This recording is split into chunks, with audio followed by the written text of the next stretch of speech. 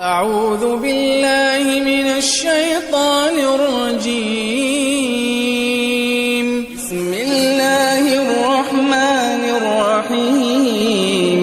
وما خلقت الجن والإنس إلا ليعبدون ما أريد منهم من رزق وما أريد أن يطعمون إن الله هو الرزاق ذو القوة المتين. پیش خدمت ہے شرح کتاب التوحید لفضیلۃ الشیخ عبداللہ ناصر رحمانی حافظہ اللہ. قوله تعالى ومن يؤمن بالله يهد قلبه. قال علقمة هو رجل تصيبه المصيبة فيعلم أنها من عند الله فيرضى ويسلم.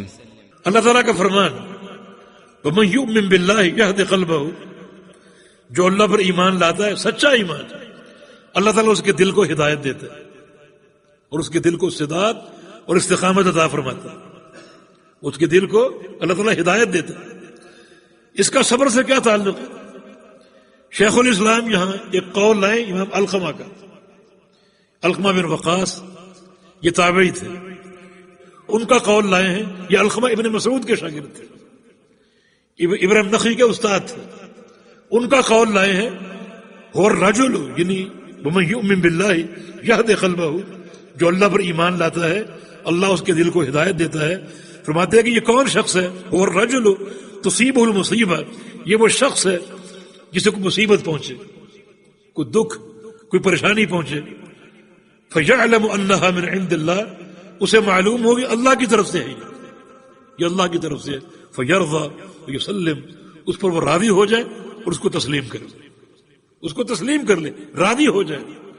یہ ہے اس شخص کا ذکر ہے کہ جو اللہ پر ایمان لے آئے، یعنی اس تکلیف کو اللہ کی طرف سے قرار دے کر، اللہ کا امر قرار دے کر صبر کر لے، راضی ہو جائے اور اس کو تسلیم کر لے. یہد قلبہ، اللہ تعالیٰ اس کے دل کو ہدایت دے گا، اس کے دل کو ہدایت دے گا، اس کو استقامت نصیب ہوگی، ہدایت پر پختگی نصیب ہوگی. یعنی بہت بڑی نعمت ہے یہ. کسی شخص کو ہدایت پر پختگی مل جائے بہت بڑی نعمت ہے. ورنہ رسول اللہ صلی اللہ علیہ وسلم کا فرمان ہے کہ ان القلوب بین الاصبعین من اصابع الرحمن یقلبها کیف یشاء، کہ تمام بندوں کے دل اللہ تعالیٰ کی دو انگلیوں کے بیچ میں ہیں، اللہ ان دلوں کو جب چاہے پھیر دے، جس طرف چاہے پھیر دے. لیکن جس شخص کے دل کو ہدایت کی ضمانت مل جائے، استقامت حاصل ہو جائے، وہ اس عذاب سے محفوظ رہے گا، اس عذاب سے محفوظ رہے گا. اور اس کا یہ صلہ یہ کب ملتا ہے؟ صبر پر، کہ ایک انسان اقدار اللہ کو دیکھے، نقصان دیکھے اور اس کو اللہ کی قضا قرار دے کر اس پر راضی ہو جائے. اسی لیے ایک شخص نے نبی علیہ السلام سے پوچھا اوصنی یا رسول اللہ، مجھے وصیت کیجئے. فرمایا کہ لا تغضب، کبھی غصے میں نہ آنا. کہا کہ اور کیجئے، فرمایا پھر بھی یہی ہے، لا تغضب، غصہ نہ کرو. کہا اور کیجئے، فرمایا کہ لا تغضب، غصہ نہ کرو. 3 بار ایک ہی وصیت فرمائی. اس کا تعلق عقیدے سے. غصہ کس انسان کو آئے گا؟ نقصان پر ہی آتا ہے، کسی تکلیف پر ہی آتا ہے. کیوں؟ اس کی کیا گنجائش؟ کیا اس کی گنجائش؟